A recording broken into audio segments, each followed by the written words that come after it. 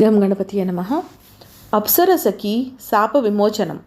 మహాబలవంతుడు వాయుసుతుడు అయిన హనుమంతుడు లక్ష్మణ ప్రాణాలను రక్షించి రాముని దుఃఖాన్ని నివారించటానికి కృతనిశ్చయుడై మనోవేగంతో వాయుదేవుని సహకారంతో ఉత్తర దిశగా ఆకాశయానం చేస్తూ దూసుకుపోతున్నాడు.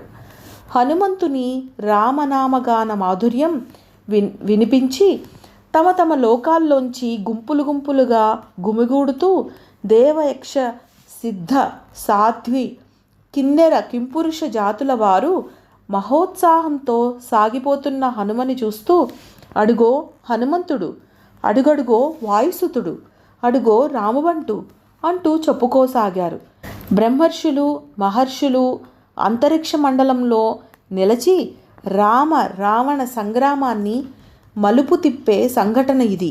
హనుమ విఫలుడయ్యాడా? రామకథ ఇక్కడతో సమాప్తమవుతుంది. రామాయణం అసంపూర్తిగా ఆగిపోతుంది. ధర్మం పతనమవుతుంది. అలా జరగకూడదు.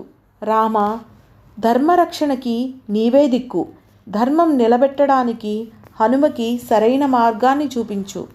శ్రీరామరక్ష సర్వజగద్రక్ష.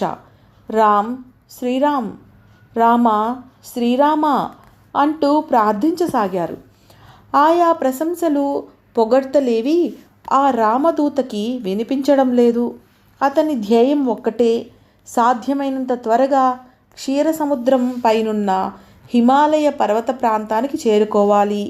అక్కడ కైలాస వృషభ పర్వతముల నడుమన ద్రోణగిరి ఎక్కడుందో కనిపెట్టాలి. ఆ ద్రోణగిరిలోని వేలాది ఔషధులలో సంజీవని ఏదో గుర్తించి సూర్యోదయానికి పూర్వమే సంజీవనిని రామ సన్నిధికి చేర్చాలి. తాను ఎంత దూరం వచ్చాడో తెలియదు, ఇంకెంత దూరం వెళ్ళాలో తెలియడం లేదు. ఎలా? మార్గం చెప్పేవారెవరు? రామ ప్రభు, నీవే దిక్కు. మరుక్షణం హనుమకి వీణుల విందుగా రామగానం వినిపించింది. ఆహా, ఎవరో రామభక్తులు రామనామగానం చేస్తున్నారు.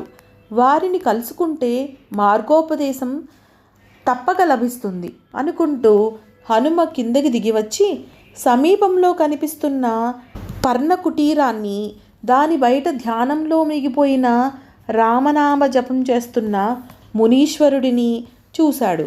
వెంటనే ఆ మునిని సమీపించి స్వామి పలకరించాడు హనుమ. రామనామ జపం చేస్తున్న మునీశ్వరుడు నెమ్మదిగా కనులు తెరచి ఎవరు నాయనా అని అడిగాడు ప్రశాంతంగా. హనుమ నమస్కరించి స్వామి, నన్ను హనుమంతుడంటారు, వాయుపుత్రుడను అని పరిచయం చేసుకున్నాడు. లక్ష్మణ ప్రాణదాతగా సంజీవని కోసం వచ్చావు కదూ అని మందహాసం చేసి, ఆ సంజీవనిని చేరుకోవటం, దాన్ని గుర్తించడం సాధ్యం కాదు నాయనా. క్షీర సాగర మథనం జరిగినప్పుడు ధన్వంతరి తన చేత ద్రోణగిరి అనే ఔషధీ పర్వతాన్ని ధరించి అవతరించాడు. ఆ ద్రోణగిరిలోని అపూర్వ ఔషధీలత సంజీవని. మంత్రోపదేశం లేనిదే ఆ ద్రోణగిరి కనిపించదు, సంజీవని కనికరించదు నాయనా అని చెప్పాడు ముని.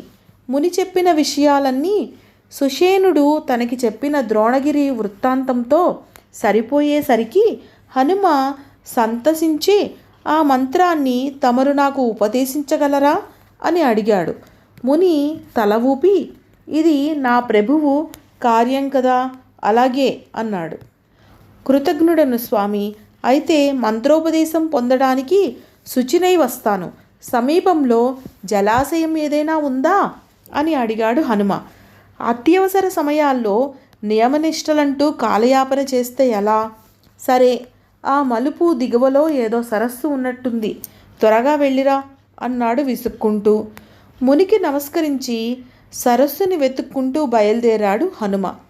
తనకి ప్రశ్నలన్నిటికీ ఎంతో ఉదారంగా చిరునవ్వుతో సమాధానాలిచ్చిన మంత్రోపదేశం చేస్తానన్న ముని సరస్సు గురించి అడిగేసరికి అక్కడేదో సరస్సు ఉన్నట్టుంది అని అన్నాడెందుకు? ఆ ప్రాంతంలో ఆశ్రమం కట్టుకొని నివసిస్తున్న మునికి సరస్సు ఎక్కడుందో తెలియదా? లేక మునిది ఆ ప్రాంతం కాదా? అక్కడి వాడైతే నిత్య స్నానపానాదులు ఆచరించడానికి మునికి ఆ సరస్సు అవసరం లేదా అని ఆలోచిస్తూ హనుమకి ఆ సరస్సు కనిపించింది. రామ, ఇదంతా నీ కృపా విశేషం అనుకుంటూ హనుమ గదాదండాన్ని ఒడ్డున ఉంచి రామనామం జపిస్తూ సరస్సులోకి దిగాడు. దోసిళ్లతో నీళ్లు పట్టుకుని దాహం తీర్చుకుంటూ శ్రీరామార్పణం అనుకున్నాడు. అదే సమయంలో ఒక్కసారిగా నీటిలో ఉధృతమైన కదలికలు ఏర్పడింది. హనుమ తుళ్ళి పడుతుండగా ఒక ముసలి నీళ్ల అడుగు నుంచి దూసుకుని వచ్చి హనుమ కాలు కరచి పట్టి విసురుగా లాగింది. రామా, ఆక్రందించాడు హనుమ అప్రయత్నంగా. అంతలో ముసలి హనుమని నీటి లోపలికి లాగేసింది.